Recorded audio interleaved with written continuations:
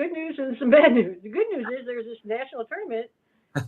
It's in Colorado. The bad news is we don't have any money to get out there, or we can't get out there. We can't fly, Yeah. and all of a sudden that's where the whole thing Yeah. started. Like we'll get there, but we didn't even know. We didn't Wow. even. I did ask a coach from the University of Rochester, Terry Gurnett. He's actually a Spenceport guy too, and I remember asking him because he was coaching U of R. He was a longtime coach of U of R, very successful. I remember asking him because I was part of his interview for the documentary. I said, "Did you hear about it? Did you know there was a national tournament?" He goes, "There was some talk Okay. during that 1980 season that Stephen Paul from Colorado wanted to have this national tournament. We knew nothing, absolutely nothing as athletes. Damn. All of a sudden we're going.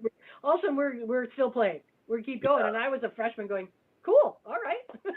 Yeah. When I can imagine it at this point, the idea of pioneering. I mean, I think a lot of people just kind of boil that down at, well, you're first. And it's like, well, yes, I mean, that's part of it.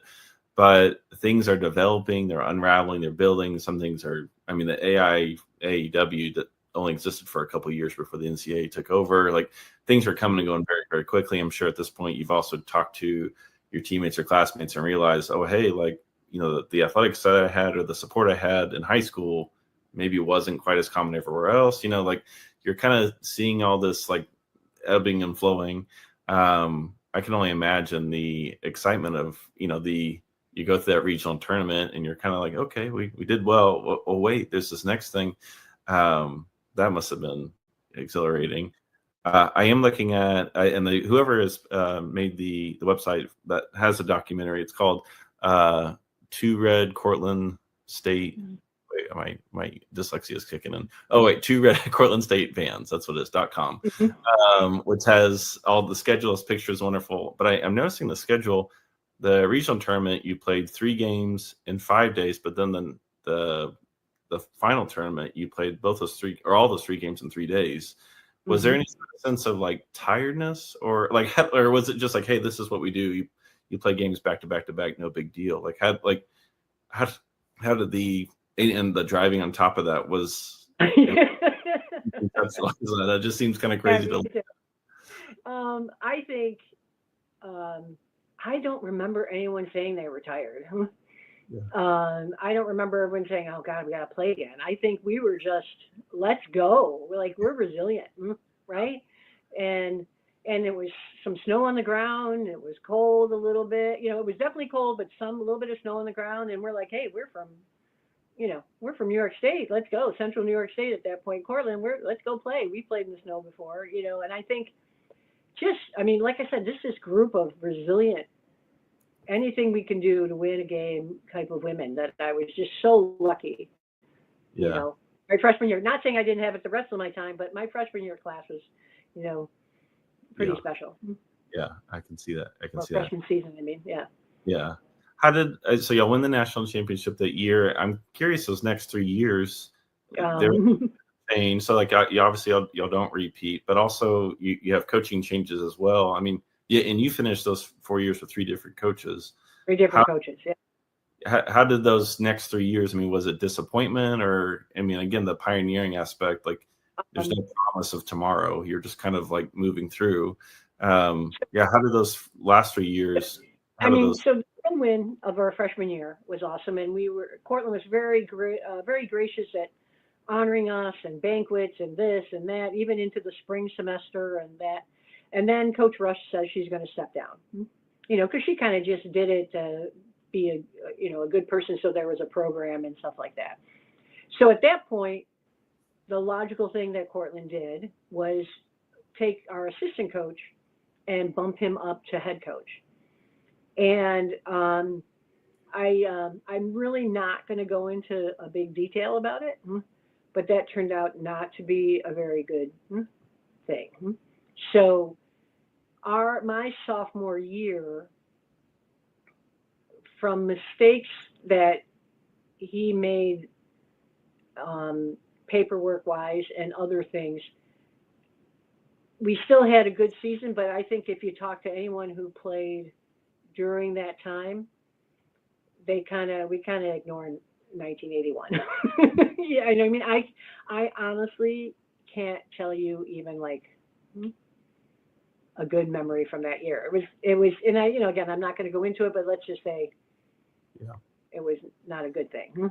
Yeah. But then in 82 and 83, we had Chris Malone come in, who was from the University of Virginia, and he brought in a tremendous, tremendous amount of soccer knowledge. It was the first time all of us, because we, even though we came from different high schools and had different coaches, some of them, played some good summer programs in a sense. And this was Empire State Games too, but again, that was only a short period. But here we are now finally having someone who knows soccer. Yeah. And he really did. I mean, I believe he brought knowledgeable soccer to all of the Northeast and upstate in New York and everything, We used to travel around as groups with him to give coaching demonstrations and stuff like that when he was that. So he brought a tremendous amount of knowledge. And so that's when, like, my junior year was the first time we had preseason. Okay. Never heard of that before. He didn't know a lot about goalkeeping per se, but he knew enough as being an intelligent man. He gave us like some stuff from Joe Matchnick. That was my first time ever hearing about Joe Matchnick and that kind of thing. But all of a sudden, my junior and senior year, we started to come about. Because you got to realize when he came in as my junior year, there was no recruiting from my sophomore year. Yeah. Right, because that coach had to step down. Yeah. So he just was with the people that we had. So we had some of our good freshman class and carrying on to now juniors and things and some good people. Yeah. So that's why the UConn game was like kind of a big thing. Okay. So we made it to the quarterfinals, and I do have another quick story about. Yeah. But then my senior year, he was traveling the country recruiting. He brought in people from Colorado, from Canada, Washington, D.C., people from the WAGs area. And now we got like a team. And we were ranked 4th in Division I the whole season. But unfortunately lost in the quarterfinals again, right before the Final Four down in Florida, to George Mason 2-1. We hosted in the snow and lost 2-1. So it's kind of, with that thought process, I've always been a little jealous of the seniors from my freshman year. Yeah. That national championship, because man, after winning it your freshman year, you just want it bad the whole rest of the time. Yeah. But we had a tremendous program. But but what I was going to say about my junior year is our coach Chris Malone had ties with Virginia and with UNC and with different people down south, and we went down and played in a tournament in Florida during the season for the University of Central Florida. And the second game of this tournament, or some point of the tournament, we had to play UNC, and we ended up winning 2-1. Unbelievable. It was like. So, like, from years on, every time they would show the UNC record and they have a loss, we always point, that's us. We're one of those losses. You might only have a few, but we're one of them. Yeah, that's awesome. In the documentary, I love that y'all got a number of kind of more modern, popularly people, but Anson's in it. And he kind of talks about going to the national championship, or that first year where y'all won the national championship, and UNC got there, did okay, but didn't really progress. And then he gets back, and then he kind of gets asked a question like, "What does it take to succeed?" And he's, I forget his answer, but something about money. And they're like, "All right, you got it." And so, kind of overnight, UNC is transformed into having a ton of money. And I think it kind of becomes one of those haves, have-nots sort of thing, where UNC just gets this massive target where they kind of become a rival for everyone in this area. Where everyone really wants to beat them, and those losses become really important.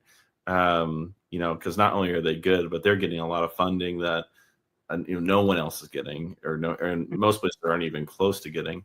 And so that's funny to hear. I'm going to talk to Jen Renola, who played at Notre Dame on Friday, and spoiler, but I think 20% of the goals she ever gave up in her 4 years. She started every game, but 20% were from UNC. You know, it was kind of like, it's like, you know, just cool. So, yeah, how did I don't want to jump ahead too much, but y'all end up moving to Division III, but also as you know started. I'm guessing athletic scholarship didn't really exist at this time. So yeah. So we were, my entire time, we were considered division, I guess you would call it, we would have a mixture of Division I / Division III by today's standards, but we were just playing soccer teams, right? So we could be playing UConn one day, and then the University of Rochester the next day, and then Hartwick another day, and then Harvard another day, or UCLA or whoever. So we just had this, you just played. Yeah. And then my junior and senior year, we still had a Division I, primarily Division I, but again, we didn't have a lot of money. So sure, we had to play schools that were closer, like I said, programs that were established like University of Rochester, Hartwick, a little bit of St. John Fisher. William Smith was just at the beginning, but they weren't established yet. Yeah. And then my last season was 83, and then I believe 84 and 85 still went on to be that same kind of idea as Division I. But during that time, our head coach, Chris Malone, had the forethought that there's no way Cortland's going to be able to keep up because we're not going to be able to get money, right? So he started the whole ball rolling of introducing the Division III National Championship, which started, I believe, in 86. That sounds so, and Cortland was always ranked number one the whole season. Cortland hosted, but they ended up losing. U of R won. But that's how they went on then, how it went from Division I and then Division III, and then later in the years, Division II started having one. But he was the impetus behind saying, we're not going to be able to keep up. You're just not. Sure. Yeah. Okay, go ahead. No, I was going to say, sure, it's a good program. It's not a very expensive school, but still, it's hard to recruit when other people are getting money. Well, I can see that. How do you?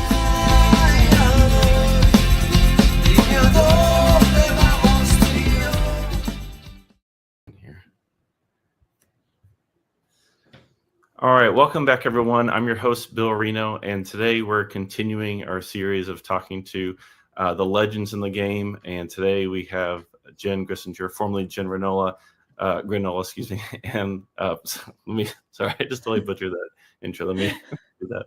Sorry. It's okay. I feel the same way. Actually, you're starting over, right? Yeah. We'll cut this. I'm going to lock my office door. I have 5-year-old triplets. I just want to make sure no one barges in here. Hang on.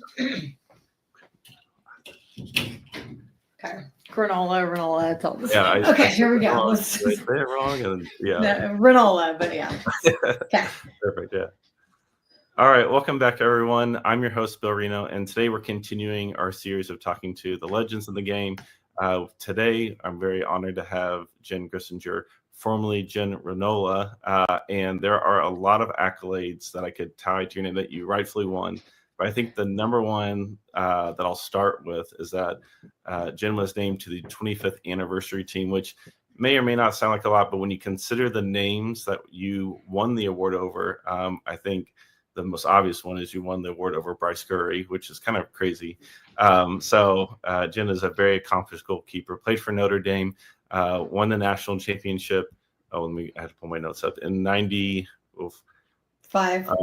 excuse me. Sorry. I was like, I know it was the wrong number. 95, a fantastic goalkeeper. No, right. Lots of accolades. So Jen, thank you so much for joining us. I'm really excited to kind of go into the cobwebs of your mind and go through all the details of goalkeeping. So thank you for joining us. Well, thanks for having me. Yeah. So good. Well, how about you wind the clock back a little bit here and tell me that first moment where you're playing goalkeeper and you kind of realize, hey, I've got something that other people don't. And it can be a very small thing, it can be kind of a generic thing, or maybe it's a moment. But when you thought of yourself younger, that kind of separated yourself of, hey, like I'm not too bad at this goalkeeping thing, and this isn't really for everyone. what was that thing that kind of separated you a little bit from everyone else that made you more successful at an otherwise kind of terrifying position for young kids? Mhm. Yeah, I think it goes back. I think I was in 7th grade or 8th grade, and I was on a club team, and I was a forward. I wasn't a very good one, but and we had a goalkeeper, and she got injured, and our coach was sort of just like looking for someone to fill in, and so I ended up like volunteering basically, and I played in goal for a while, and I think I was good, or I was better than I think I thought I was. And so it really just became, it was kind of through that. And they just asked me like, do you want to like continue playing? And that club team, actually, I had played on a local club team before, and then that team recruited me over. And then that happened, and I sort of subbed in goal, and then they asked me to just like stay. And so I think that was the first time that I really realized like I could be good at that. And then that club team and that coach specifically got me involved in the ODP program, which is like where it completely took off. But it was really like our goalkeeper getting injured. Yeah. Okay. Was there any sort of thought going into that moment where you like, hey, this is something I might be good at, or you had no idea? I mean, what was your mentality like kind of stepping into a very different position? I think it was just like I had like played volleyball, and I loved volleyball, and I was like good in the back row. I wasn't very good in the front row. I wasn't really a great hitter, but it's like a lot of the same things. And I think I was just quick. Like that was my thing. Like I wasn't very athletic. I wasn't very big, but I was quick and like had good positioning. And so I think that's sort of what like clicked for me where, yeah. Yeah. Okay. I feel like that's been a very common thread of talking with not I would say just players, but specifically goalkeepers from this era where they played a lot of sports, a lot of positions, and there was kind of a similar, almost Swiss Army knife kind of aspect of like, hey, I can kind of do this, in a lot of different sports.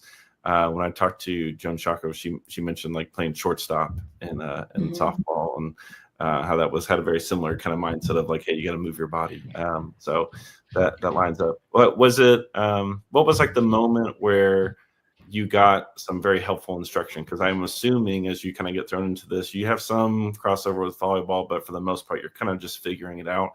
Do you remember an early coach, or whether it was ODP or club, or maybe it didn't happen until college, where you got some actual goalkeeper training where you had a bit of a light bulb moment of like, oh, I can do it this way? Or Yeah, no, that was like my whole, like, I think that was like my whole key to success. So I grew up in Northern California, and like I said, this club coach got me involved in the state team. Janine Sparra was my coach for ODP, and like Janine, she was a little bit ahead of me. She probably to this day like still has like the best footwork of like any goalkeeper that ever played the game. She was just so big on like footwork, and it was like I like literally can hear her still saying like it's your feet that get the hands to the ball. So she was like my state coach. And then I got involved in the ODP program, and my coaches for the Western regional team, it's all changed since then, but Amy Allman was one of my goalkeeper coaches, Amy Griffin now. Also like one of the best goalkeeper coaches out there and players. And Mary Harvey actually coached me as well. And so I was just like super lucky to have those people. And basically what happened is I would go to like state team practice. I would go to the regional team camps, because at the time they were like camps in the summer for many weeks, and I would get everything that I needed, like all the drills and everything I needed, and I would come back to my club team, and I had a specific goalkeeper coach named Darren. He wasn't a goalkeeper, but he spent the entire practice with me, so I would come back and like tell him what I needed to do, and like he would just run all the drills. So like I would not have gotten where I was without those coaches, and I think those coaches really like lent themselves to like my style. Like I was never gonna be the most athletic, the tallest, could jump the highest. I was never going to be that. And I had all these coaches that were similar to me, I think, in some sense, and helped coach me to like maximize what I could do, which was like, positioning, technique, being in the right spot, like being set when someone shoots the ball, like all the little things that are like really big things in goalkeeping. When I remember I talked to Janine a few years ago, and I kind of stumbled a little bit on her story. I remember she had mentioned that when she went to, I think it was like the Olympic Festival and she was working, I forget who it was, but she was working with some coach, and they like harped on her footwork. It's like, hey, like, and she just didn't even know what that meant. She was like, what is footwork? I don't know. So that must have been a light bulb moment for her that kind of like carried on to not only you, but everyone she worked with. So I didn't know that you had so many connections to really other former greats. Did you have a sense at the time of like, hey, I'm very lucky to work with, or that's awesome, I'm working with this person, or were you just kind of a kid kind of going from practice to practice? I like legitimately had no idea. And like I said, I played on a local club team and I was recruited to another team. And then that coach got me started in ODP. It was Mika Hansen's dad, and she ended up having a really good career at Santa Clara. She was a forward. And then they were like, oh, you should do state team too. And I did. And then I made it to the regional camp where I got exposed to all these people. And like my head coaches at the regional camp were like Leslie Gallimore, Clive Charles, and all those people were very instrumental in my career. I had no idea. It's so different now. You know, like I just kind of went along with it, and people like guided me, and I just went along with it and just wanted to get better and learn. But I mean, just those three people, like Amy, Mary, and Janine, were like the best of the best. And I really didn't have any idea. It wasn't like I sought those people out. It was kind of amazing, actually. That is kind of crazy. Between the three of them, I mean, was that 30, 40 caps? I mean, they have, that's kind of crazy that you got that. That's wild. Did you have, I mean, obviously you're getting a lot of success at this time, or you're getting a lot of, I guess success, right? Where you're getting recognition of state and ODP. Was there kind of a moment of like, hey, I think I can not only go to college, but like I think I can play at a high level? How did you understand your own ability at the time, or were you just kind of lost in the shuffle of like, well, I think I'm okay, like, but I don't really know? I mean, did you have any sort of distinction of kind of where your level was at the time? I think it's just so different now too. Like, I think that was never a goal. Like, I was never like, that's what I want to do. And like I said, I played volleyball. I played softball too. I quit that a little bit earlier, but volleyball was, I kept playing club volleyball and club soccer through sophomore year in high school. I think it was at a regional camp, probably. I think it would have either been between my freshman and sophomore year in high school, or sophomore and junior year in high school, where I went to this camp. And at the time, they had like, I don't know what they called it, but it was like a week before the actual regional camp of like people that were on the bubble that they invited in. And so I somehow got an invite there, and then I made it through that week, and then I made it through like the camp week, and then they picked the team, and I think Clive was coaching at the time, and I made it like onto the team. And throughout all of that, and there were some other goalkeepers that had been in the program for like many, many years, and I sort of got chosen ahead of them. And I think that was the time that I really was like, okay, I think I can play in college, and I think I'm good enough. And so it was probably, but I think it was between my freshman and sophomore year. It might have even been sophomore, junior, I'm not sure. But that was, I think, probably the time that I realized that I could most likely play in college. Interesting. And so you get to Notre Dame. Well, actually, I assume the connection to Notre Dame was kind of fulfilled through you rubbing shoulders with a lot of really important people. Is that how that the Notre Dame story is actually kind of interesting because it was so different then, right? Like, coaches wrote you a letter like July 1st before your junior year, I think, and they could start talking to you your junior year, and then you took visits your senior year. It was just like so different. Yeah. And Leslie Gallimore was my regional team coach. She was coaching at San Diego State at the time. She wasn't at Washington yet. And she had recruited me, but that wasn't where I was going to end up going. And I was looking locally, like Stanford, Santa Clara, Cal Berkeley. Those were all very local to where I grew up. And Notre Dame, actually, they saw me, my club team. It was the summer before my senior year. We played in, we played at nationals. Like, we were the regional champion, went to nationals. Yeah. And Chris Petrosley was the coach at Notre Dame. He was there recruiting Debbie Keller. We played Debbie Keller's team. She ended up going on and playing at Carolina, and he was there recruiting her, and he saw me, but I was never on his radar before. And he ended up calling Leslie Gallimore, and she's the one that really like advocated for me because she knew I wasn't going to end up going to San Diego State. So she's the one that really like advocated for me. So he had like literally never seen me play until the summer before my senior year. And then he saw me and I think he called Leslie, and he was like, was this a fluke, or is she good? Like, what's the deal. And Leslie had seen me, over the past few Yeah. years and like vouched for me. And that's kind of how I ended up there. Okay. Were you talking or were you even looking at any other schools at the time, or was not? I mean, were you dead set on playing at this point, or were you kind of like, well, if it happens, it happens. If not, no worries. No, I think I was dead set at that time, but junior year is sort of when I figured that out. And like I said, my 5 recruiting trips were Stanford, Santa Clara, Harvard, Berkeley, and Notre Dame. And I just, in the end, wanted to, it was interesting. I had my visit to Notre Dame scheduled, and then I just had a lot going on my senior year. I had a lot of homework, and I'm like, I'm not going to go on this visit. I'm not going to go to school there. And my parents were just like, they bought you a plane ticket, you're going, you've committed, and you're going. And then I ended up going on my recruiting trip, and then I ended up going there. So it's a good thing they forced me to go there. But that was kind of the process.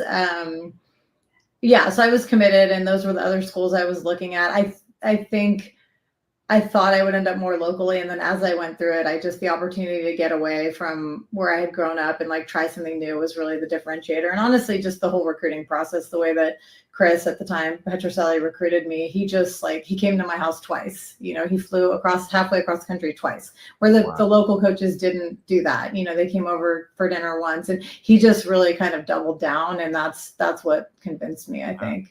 Okay. So I'm guessing when you do arrive on campus, there was, with so much commitment from the program on the front end that you starting, or I guess walk me through a little bit of starting the very first game. You started every game at Notre Dame, which is kind of crazy to think about.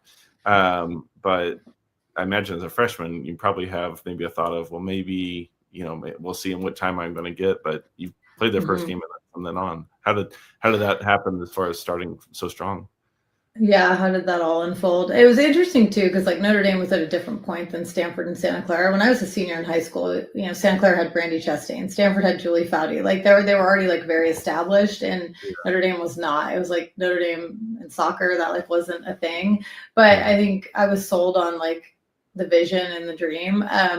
And I got there, and it was very interesting. They actually had a goalkeeper a couple years older than me, who was a junior, who had played, I think it kind of split time the first 2 years with someone who ended up graduating before I got there. And it was very clear in preseason. It's there's 2 of you, and one of you is going to win the job. And that was it. And that ended up happening. And I remember I sat down in preseason with Chris, and he's just like, you're our goalkeeper. And I think I was legitimately still 17 at the time. I turned 18 the end of August. And he was just like, you're going to make mistakes. Things are going to happen. But you're our goalkeeper. And then the other person ended up leaving the team. We have a good relationship. It was a fine relationship, but I think just the confidence of just we've chosen you, the decision's made, you're going to make mistakes, things are going to be up and down, but we believe in you and we'll keep going, worked for me. I think at the time, the Carolina mentality was sort of they always had 2 really good goalkeepers, and they just duked it out every game, every practice, they split time. I don't know that I would have done quite as well in an environment like that as I did in an environment where it's you're the one, and we'll stick with you through the good and the ups and the downs. That worked well for me personally. How did you handle yourself from the social side of being in a team where you're still 17, you've been given a lot of confidence, both from your coach one-on-one, but also very publicly as well? Hey, this is our goalkeeper here. How did you handle kind of stepping into an environment and be oh, okay, now I'm taking on a lot of responsibility very, very early? What I think was the key to the whole thing was we had a really good group of seniors on the team. It was a very interesting time because we had, seniors on the team that had kind of started the program effectively and were good. But then, as recruiting happened, it's all Americans started to get recruited, and the level just shot up pretty quickly. And I think the class above me had, Reagan Coyne, Michelle McCarthy, Ashley Sharver, had some really good players. And then my class had some really good players. And Cindy Dawes, who was arguably the best player in the country in my class, ended up coming in. And so there was an infusion of a lot of young talent, and then seniors and even juniors that had kind of started the program and had been there from the beginning. They were like super supportive. And I had a couple people who were seniors. I think it helped that I wasn't in direct competition with any of them because I was the goalkeeper and they were not. But I just had a couple, there were a few seniors that just really like helped, you know, and there was never any like, you guys are freshmen and hazing and this and that. Like it was always like, you're a part of the team and you guys have to like lead the team. And I think they knew that for the whole team to do well, like some of the young players on the team had to really perform, and they knew that like just helping us was going to get everybody into a better place. And so that I give a lot of credit to that group, and we still keep in touch, you know, like Stephanie Porter, Joe Matesic, like we still all keep in touch. They were just really good at bringing us along and helping us. Yeah. When I was younger, I would hear all the time coaches preach about, you know, team unity and, you know, buy-in and all this stuff. And in my head, I was like, well, I don't know. Like, I guess that's kind of important, but really it seems like the tactics are really more important. But as I've gotten older, I've just seen how many times where there's a fracture in the team or someone's not bought in, but they're pretty important, or, you know, there's this, that, and you're kind of pulling yourself apart. You know, how many teams get kind of already defeated before they step on the field. Like when you have that collective whole, whether, you know, who, doesn't matter what year someone is, like everyone's bought in, that goes that goes a long ways. That was like a very big part of our team at Notre Dame, like because I played there and then I coached at Texas, and so like I've been around several teams, and that was very much the team at Notre Dame. It was just a bunch of really good players. We probably didn't have like, I don't know that we were always the best team, even like if you just looked at the individual players, even the year we won, but we definitely were a team where like the sum of the output was way greater than like the individual parts, you know, or the output was way greater than the sum of the individual parts. Because it was just a bunch of people that worked hard and were good and really wanted to win and like help each other. So yeah. Well, in your freshman year, I mean, it'd be hard to have a lower it'd be hard to have a higher standard set for you. You'll end up in the final, and I can only imagine just kind of like the transition, or maybe the momentum that y'all had of being bought in at the start of the season, but then as you're doing well, and the program has never really gotten to these heights anywhere close prior to, how that just kind of snowballed a bit. How did the expectations of the team grow from your time being there, where, you know, they were okay before, but then now they're making Final Fours pretty regularly? That must have been a very quick transition. Yeah, no, I think we had it like we had a good situation since that there were no expectations. And then my freshman year, we actually lost in the first round of the tournament, but I think at the time there were 16 teams in the tournament. There might have even been 12 teams. We lost to, I'm pretty sure, I'm trying to remember. I think we lost to George Mason in the first round. It was in Wisconsin. And I think we realized, I think Jen Mead was there, was the goalkeeper at George Mason, who was really good. And I think we realized like we had fallen short. And then the next year we made it to the final, but we got killed in the final by Carolina 5-0. And then we won the next year, and then we made it to the final the next year. But so I think it was like fairly easy. Like there were very few expectations. And then given our early exit my freshman year, I think we realized, okay, we're way better than this and we can go further. And we knew we could do it, but like the rest of the country didn't really think we could. So that actually, I think, just helped us. It helped relieve the pressure. Like Keisha Bean coming in, when I was a senior, she was a freshman. She had a lot more pressure like on her than I ever did, you know, and I was a senior, she was a freshman. I still was the starter, but then after I graduated and she was the starter her sophomore year, she had like way more pressure on her than I did coming in as a freshman. Gotcha. That's right. Sorry, 93 is freshman year. I'm trying to get all my dates lined up. I know, I can barely remember it too. So actually, so 93, George Mason, that's Sky Eddy. Before Sky Eddy. Okay, yeah. Oh my gosh, she has wow. It's been a while. A lot of names and dates. But no, a very exciting time because I think for people to hear Notre Dame now, oh my goodness, Notre Dame, and the rollover of just the prestige of the school and in other sports kind of has carried through a bit. At the time, I can see that being like you're literally in the pioneering stage of kind of growing that, which is very cool. I did have a fun stat for you. So I was going back through, and I noticed, you know, obviously the team did not, in your 4 years, did not get scored on a whole lot. 20% of the goals you gave up at all were to UNC through your 4 years. To the one team, a fifth of your goals were all to one school. And so I imagine the rivalry Interesting. is that, yeah. Y'all didn't give up that many, but if there was one team to score, Yeah. but I assume a lot of schools, I know a lot of schools really wanted to beat UNC, and that was a real challenge. But for y'all, I mean, y'all actually really challenged them a number of times. Now, the 5-0 loss obviously kind of stood out, but y'all go on to not only beat them, but be a really formidable foe. How, when y'all kind of stepped into playing UNC, was that a little bit of an added bite to the game, or was that something y'all were a little bit more up for? Tell me a bit about the UNC Notre Dame kind of time while you're there. Yeah, I mean, I think that was like the rivalry, and in the beginning it wasn't. And then there was no rivalry to UNC for, I think the last time they'd lost the national championship before 95 was 85.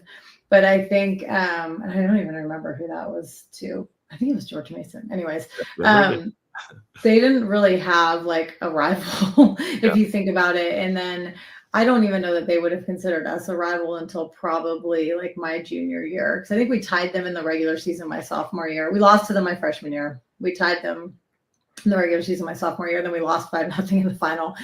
And then I think we lost to them in the regular season my junior year, but then beat them in the national championship game. And I think that was kind of like the birth of maybe like the rivalry. And then the next year we played them in the national championship game in 96. And then in 97, I think that was probably the first year that Notre Dame might have had like an equal or better team to Carolina. It was the year after I graduated. And I think they played during the season and it was like a lightning storm and they called the game and then everybody wanted the rematch at the final. And it didn't end up being a rematch because UConn beat Notre Dame in the semis. But that was like the birth of the actual rivalry. And I think they would say, or they would have considered us a rival starting in my later years, where I don't know that they had a rival before that because they were just so much better than anyone. But yeah, that was kind of the birth of it. And that was like a hot rivalry for several years. Yeah. No, I can see that. What, was there, I mean, a little bit of story time, but was there any moment in a game where I assume the games got chippy, but was there any like big dramatic moment you're like, well, that happened, I can't believe that happened, but that would only happen in like such a pressure cooker moment? Or where was it sportsmanship upheld at all times? I mean, what was like the on-field vibe in those games? Yeah, no, it's interesting that you said that because like the University of Portland was probably our other rival, but like I had played on the regional team with all those players, like when McIntosh and Justy Baumgart, like a lot of us had all played together, where Carolina was like a true rivalry. Like there was like no love lost between the teams. And I remember like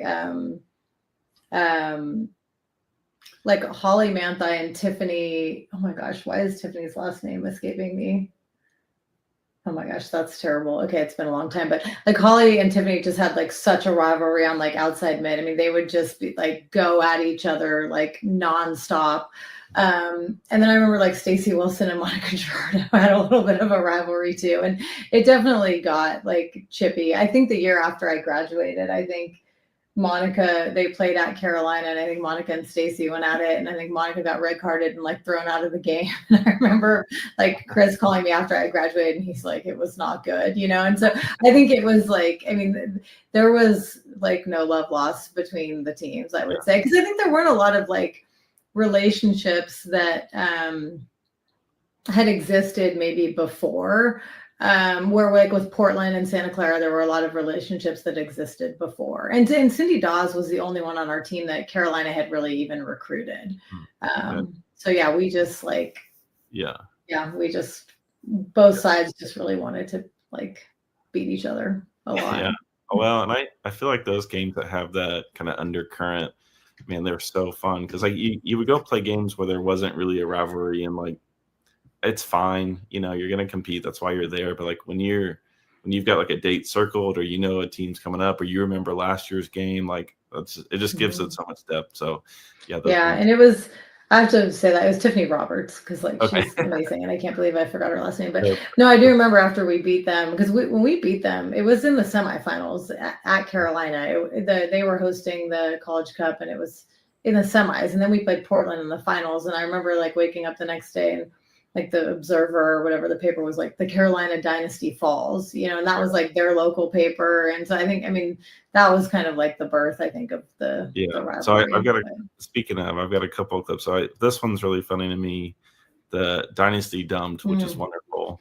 The picture, I don't know what's going on there, but a lovely headline. And that's a really awesome moment. But then also I was curious. I don't know if you have any memories. This is a very specific moment, but in the final against Portland, for anyone that remembers or saw, I don't know if controversial is the right goal, but the goalkeeper in Aaron Fahey, very talented goalkeeper in own right, she's still setting up the wall as the play.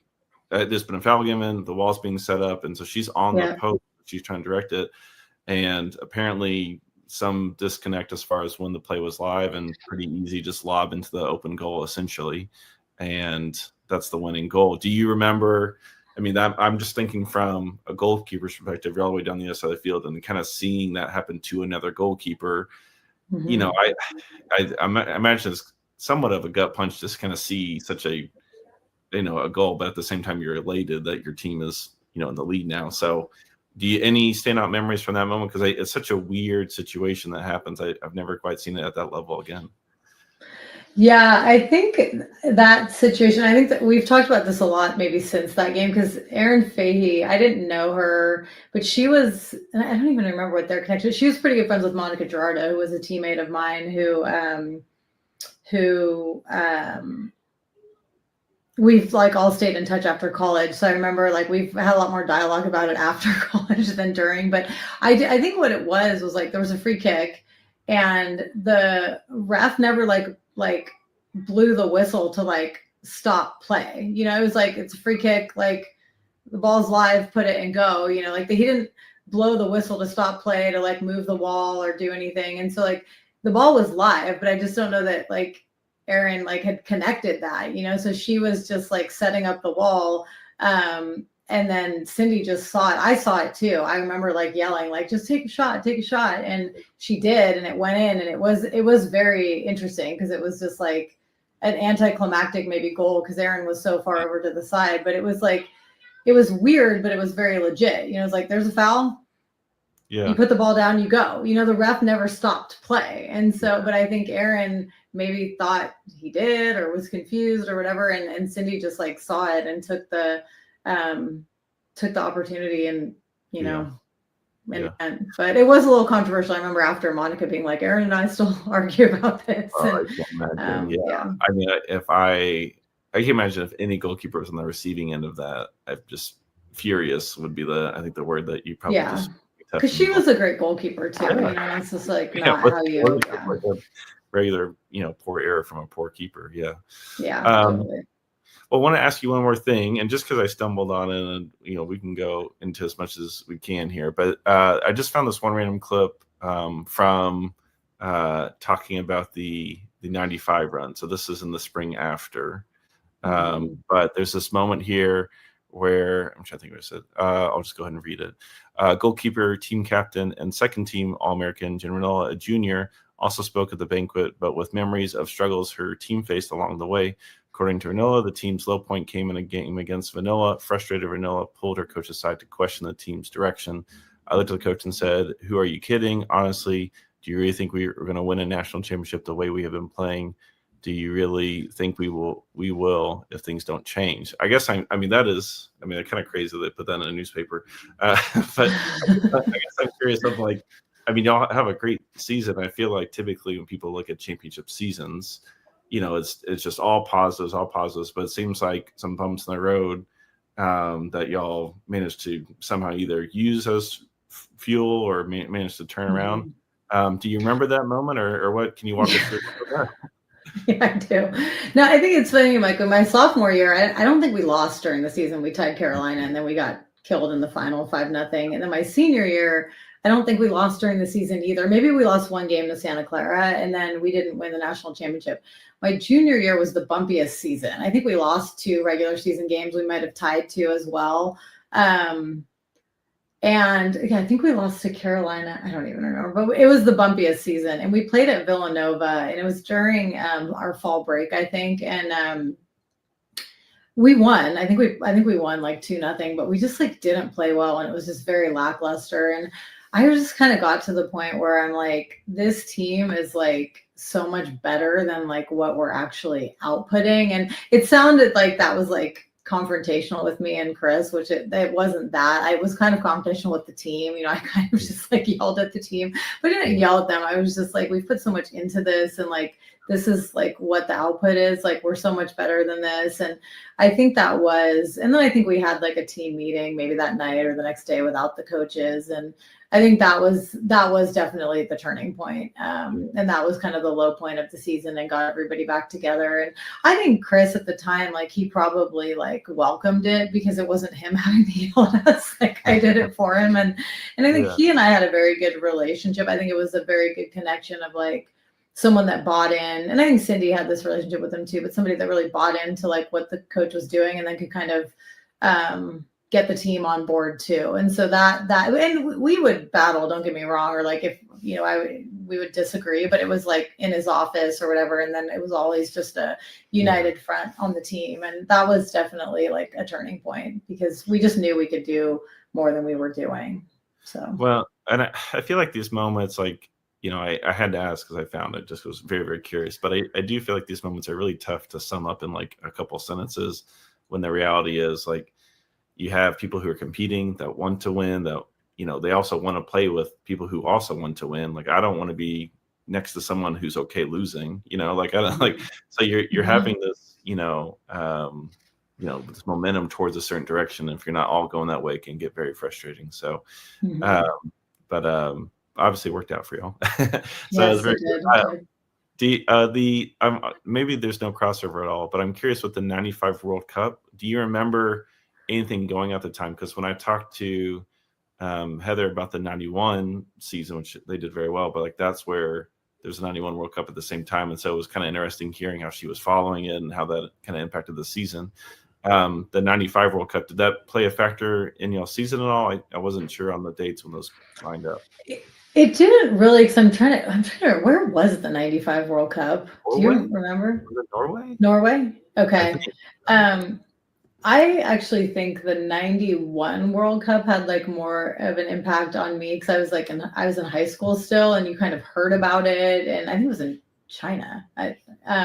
You kind of heard about it, and you heard this was going on, and the 95, and then I'm trying to remember if anyone on my team was in it. The Holly Mantha was definitely in the Olympics in 96 in Atlanta, but I don't, she was on the World Cup team too, I think.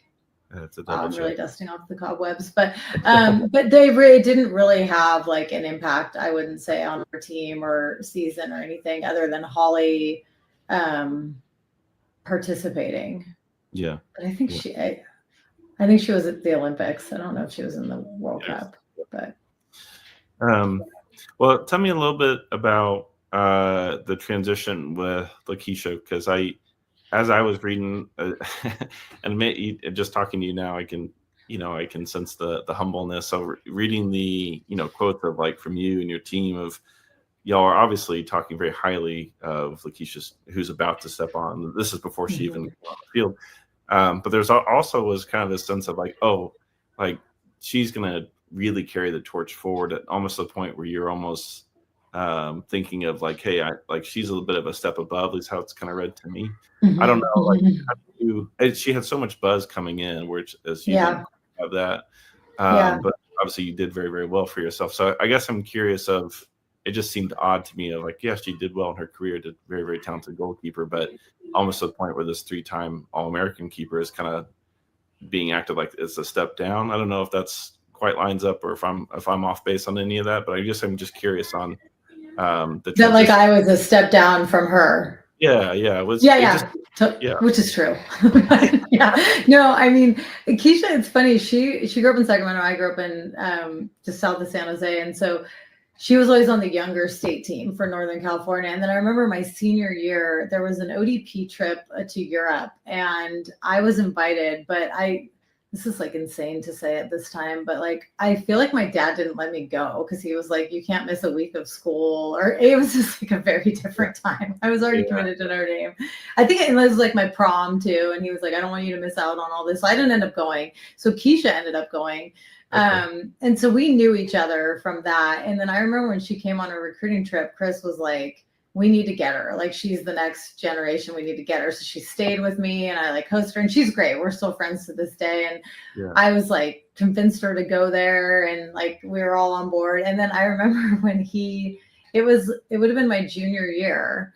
So we hadn't won the national championship yet. And I remember he came to practice one day, and he's like, Keisha committed. And I was kind of like, oh God, like this is the end for me, you know? And then we won the national championship. And I genuinely think like if we hadn't won the national championship my junior year, I don't know if I would have started my senior year. Like she was very good. Like Keisha was very good. And like athletically, she just was so much better than I was. We used to like joke about it at practice, you know, like the night she was like a black belt in karate, and she was just so athletic. And I remember we just have like practices where we would just get beaten up, and I'd like come limping in the next day, and I'm like, oh my God, my back is killing me. And she was like spry as ever, you know, and she, so I don't know what it would have looked like my senior year, her freshman year, had we not won the national championships. I think at that point, you're not going to make a change, right? Like what got you there, you keep going. And then she had a year to like, adjust, which I didn't really need because there was no pressure back then, but she probably needed that. So it all worked out. And she had a great career, and she was like legitimately a lot better goalkeeper than I was. But I think it's like the difference of, you know, there's a lot of sports where people do like really well in college, and then like maybe after is not like they reach their peak, you know, and that was me. Like I was the one you wanted like on your college team, but my career beyond that was not like the potential was not what like Keisha had for sure. So what was your going into your senior year? Were you pretty set on moving away from playing? I mean, was there any thought of playing after college? I understand that the landscape was very, very difficult, so I don't want to belittle that, but was going to Europe and taking a look an option for you? Yeah, no, it was interesting because I was on the under-20 national team, and Clive was my coach there. Tony DeChico was the goalkeeper coach, and then he was the coach of the national team. And I remember my senior year, I talked to Tony, and he was like, you know, you've earned like a tryout with the national team. He's like, but it's not like, it's probably just going to be a camp, you know, which I knew, and it wasn't like surprising to me. And I had such a good career at Notre Dame and like felt fulfilled. I didn't need to like, and there was no infrastructure in the US. So like you said, I would have had to go overseas. I think Cindy ended up going to China. And there wasn't, even in Europe, like there wasn't a huge infrastructure built out. And I also had a job offer from Adidas before I graduated from college. And so it all just kind of felt like the time to like move on. And I really felt like I had peaked. Like I couldn't really push the ceiling much higher. And so sort of like, you know when to fold them. But and I walked away just like very content. No, it does feel like kind of a John Elway sort of like, hey, like I've done what I wanted to do, you know, like I like no regrets sort of thing. You did get into coaching for a little bit. You were at UT for a little bit. I think that's where you actually you were there while you won the 25th anniversary award, which I'm trying to imagine like coaching people and an award comes out like, hey, this is one of the best ever. Like from a coach's perspective, that's probably going to give you like a little bit of like a feather in your cap sort of thing. Like, oh yeah, like I guess I do know what I'm talking about. Tell me a little bit about your time coaching. You didn't spend much time with it from what I could gather. So Chris had left Notre Dame 2 years after I graduated, and he took the head coaching job at Texas, and he asked if I would go be his assistant. And I did, and I was there 5 years. I went to grad school at the same time. So it was like a grind for a few of those years. I enjoyed coaching. I think for me, I started really young. I was 23. And I think when you are like that young on the staff, I was the only female on staff. I didn't have like a healthy disconnect from the players. I think I tried to like help everyone, and I tried to like save everyone. And if you have a college team with 25, 20-year-old women, like people are going to bring in problems and baggage. And like, I tried to like help, and I think I just got sucked into a lot of, it was just emotional, and it was just like it was a great 5 years, but I just was like, I don't know if I can do this the rest of my life. Where if I went back and coached a college team now, I would have like completely like the boundaries of like this, and there's resources here, and there's resources, and you can't be the person that people come to all the time when something like happens in their life. And I was kind of that person, and it just was a lot. But I really enjoyed my time coaching. I really liked it. I think for me, it just came down to, I just couldn't see myself for the next like 25 years, like recruiting every single holiday. And like, it's just so emotional. It's so hard to disconnect because there's just people involved all the time. And for me, it was like, it's probably time to like see what the next chapter is. Yeah. Interesting. But I enjoyed it. It was great. Yeah. Well, when you look at the game now, I mean, how much of that is when you see it now, is there still a pretty big connect of like, yeah, that looks familiar, that's what it kind of felt like? Or when you see the game now, is like, man, that is totally different. And you mentioned the recruiting process being so different. I'm curious if the on-field product, how familiar or similar that looks and feels to you. Yeah, I mean, that's a good question. At the end of the day, it's soccer, right? And so like it's the same game. But I will say, like, I look at the players and like it just seems like it's so much more physical, and people are like so much bigger and like stronger and athletic. And I do sometimes think about that. I'm like, if I played today, like would I be any good? And I do think still like the what was good about my game would have still held up in the college game today. I was like, I had good positioning. I could read the game. It wouldn't have held up at a higher level, because I just athletically wasn't good enough.